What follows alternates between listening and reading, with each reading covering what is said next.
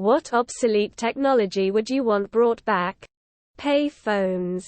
There's nothing like slamming it down. You don't even need a real reason.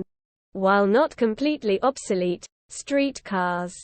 Real, not digital. Landlines. The quality of hearing someone's voice. Everything on those things was different. If someone paused for a second, you could hear them breathing and know they were still there. You could hear much more nuance in their voice and hear what they said the first time around. People say the younger generation hates the phone because they are all introverts. Or want to text. Or whatever. But hating the phone came with these crappy quality cell phones. I can use my smartphone to film a movie, read a Russian novel and have it weigh nothing extra, or buy and sell stocks. But I can't make a decent quality call. And it's called a phone. Cartridge gaming and analog synths, tube machines. The old, black, heavy AF rotary desk phone.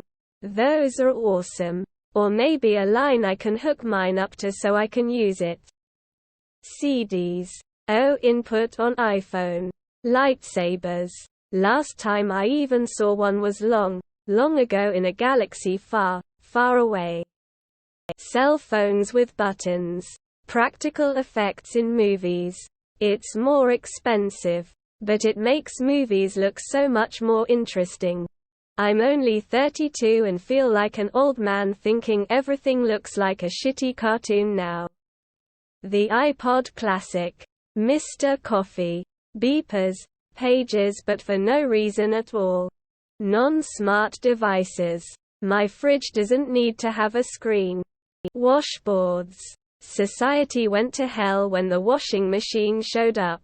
The PlayStation 2. Mini disc was tight. The flying cruise ships known as Zeppelins. Civilian band radios. User-repairable electronic devices such as laptops and phones. My 4-year-old tablet computer's battery bulged out. And I had to recycle it because I can't easily replace the battery. I bought an older model laptop and I can replace the internal battery. And change the storage drive and RAM module if I need to do it in the future. Listen, I know they were slow. But the sound of a dot matrix printer is so satisfying. Edit. Adding the whole damn comment. Rotary phones. Fun to use. Sound great. And the satisfaction of slamming the phone on the hook in anger has no modern equivalent. Zune. HD. Built-in radio. Free music sharing with friends. Better physical build aesthetic than any iPod. Great interface. Audio Surf was the best idle game app. Didn't need some garbage proprietary app to put music on. It could be partitioned to function as a flash drive. Had Project Gotham Racing and a port version of Doom. Had all essential utility apps. Web browser, email, notepad, alarm, paint, etc. Best MP3 player ever. That or the guillotine. Hi-fi. Physical video. DVDs are low quality and Blu-rays come with DRM-style locks. Streaming and buying digital means that you might lose your ability to watch something you own. Channel surfing.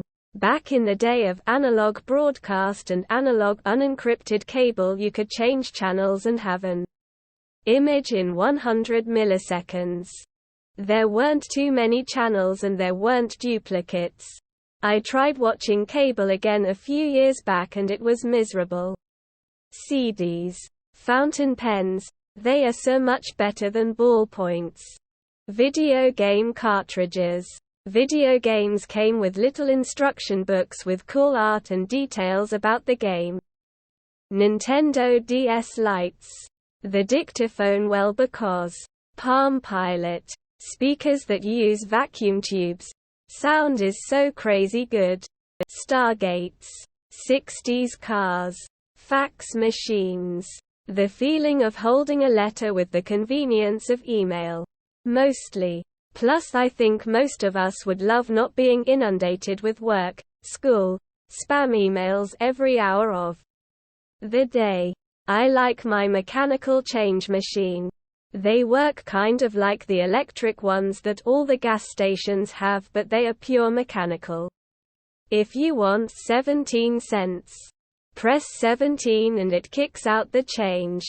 It's fast and easy. I think mine's probably from the 40s, but I've never bothered to look up the serial. I love all old business machines. I have a Burroughs direct adder that's pretty darn cool. They look cool sitting on your desk. https www.hpmuseum.org/bradirect.jpg https www.hpmuseum.org/bradirect.jpg. My Burroughs portable is cool too.